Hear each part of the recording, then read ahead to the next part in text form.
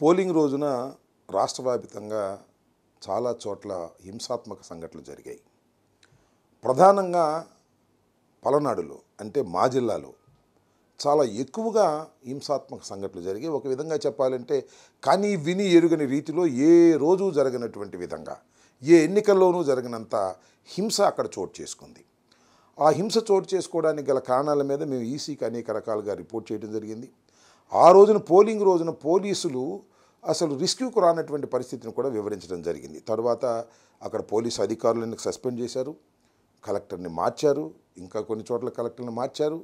ఏదో కొంత జరిగింది, ప్రాథమికంగా తప్పు జరిగిందనేటువంటి భావన సర్వత్రా వ్యాపించి ఉన్నటువంటి తరుణం. ఈ తరుణంలో మరి అనేక చోట్ల బూతులు క్యాప్చర్ చేసుకున్నారు, దొంగ ఓట్లు వేసుకున్నారు, ఈవీఎంలను పగలగొట్టడానికి ప్రయత్నం చేశారు, బూత్ క్యాప్చరింగ్ జరిగింది. తెలుగుదేశం వాళ్ళు కూడా భయంకరంగా చేసేటటువంటి పరిస్థితి కనిపించింది.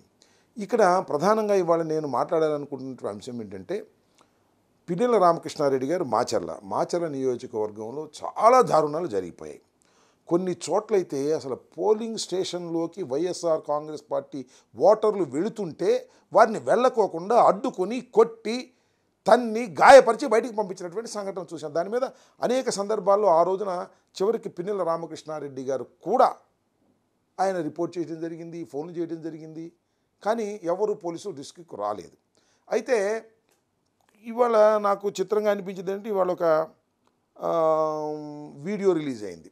ఇది రామకృష్ణారెడ్డి గారు ఒక పోలింగ్ బూత్లో, ఏ పోలింగ్ బూత్ అయితే ఇప్పుడు నేను చెప్తున్నాను ఆ పోలింగ్ బూత్లో ఆ ఈవీఎంను పగలగొడుతున్నట్టుగా ఒక వీడియో రిలీజ్ అయింది. ఇది ఎక్కడి నుంచి రిలీజ్ అయిందో మరి అర్థం కావడంలా. ఇది election commission has to release. యాక్చువల్గా ఇది లోకేష్ గారు ట్విట్టర్లో పెట్టారంట. ఎట్లా చేరింది లోకేష్ గారు ట్విట్టర్కి? Is it false or right? అది ఫేక్గా? అది కంక్లూజన్ ఎవిడెన్సా కాదా? ఆలోచించాలి కదా. ఇది డైరెక్ట్గా తెలుగుదేశం అధినేత కొడుకు అయినటువంటి లోకేష్ ట్విట్టర్లోకి ఎట్లా వెళ్ళింది? కలెక్టర్న రిలీజ్ చేయాలి, ఎలక్షన్ కమిషన్కి సంబంధించిన వారిని రిలీజ్ చేయాలి, ఆర్ఓన్న రిలీజ్ చేయాలి.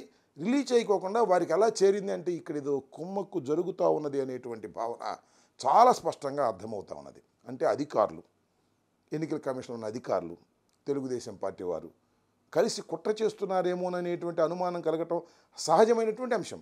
ఒకవేళ అది నిజంగానే జరిగిన సంఘటన అనుకోండి, చట్టం తన పని తాను చేసుకుంటుంది, దానిలో ఏ విధమైన తప్పిదము లేదు. మేము అనేది ఏంటంటే ఇట్స్ ఎ ఫేక్ కూడా కావచ్చు అనేటువంటి అభిప్రాయం. అదే బూత్లో నేను మనవి చేస్తున్నా, ఎక్కడైతే ఇవాళ ఆ పాలవాయి గేట్ అనేటువంటి బూత్ ఉందో ఆ బూత్లో ఎంత దారుణంగా జరిగిందంటే అంతకుముందు మన పిన్నెల రామకృష్ణారెడ్డి గారు చాలా క్లియర్గా ఎస్టాబ్లిష్ చేశారు అక్కడ. అది కూడా నేను మీకు చూపిస్తా.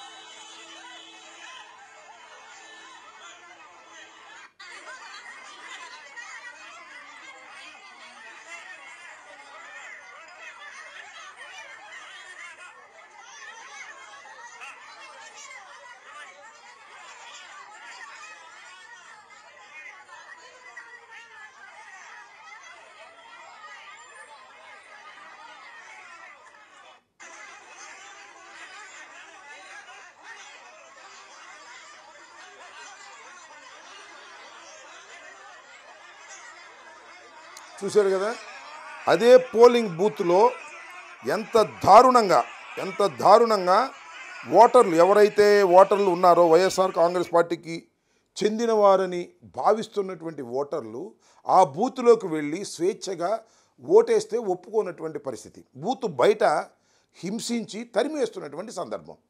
దీని మీద పిన్నెల రామకృష్ణారెడ్డి గారు రిపోర్ట్ చేశారు. But nobody is caring that.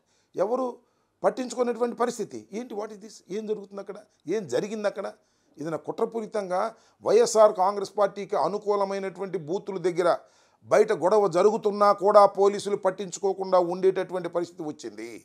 ఇది వాస్తవమైనటువంటి విషయం. దీని మీద ఏమి తీసుకునేటువంటి పరిస్థితి.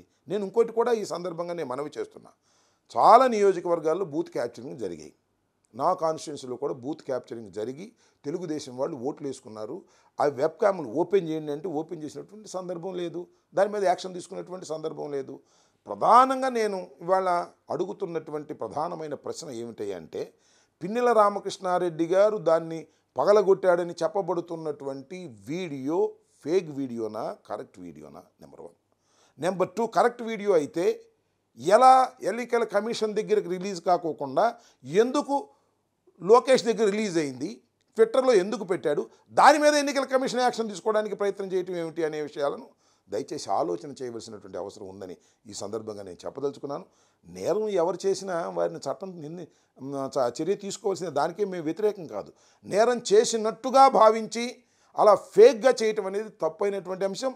నిజంగా నేరం జరిగిన వారి మీద శిక్షించుకోకుండా చేసేటటువంటి ప్రయత్నాలు జరుగుతున్నాయని మేము ప్రజాస్వామ్యంలో ఆందోళన చెందుతున్నాం.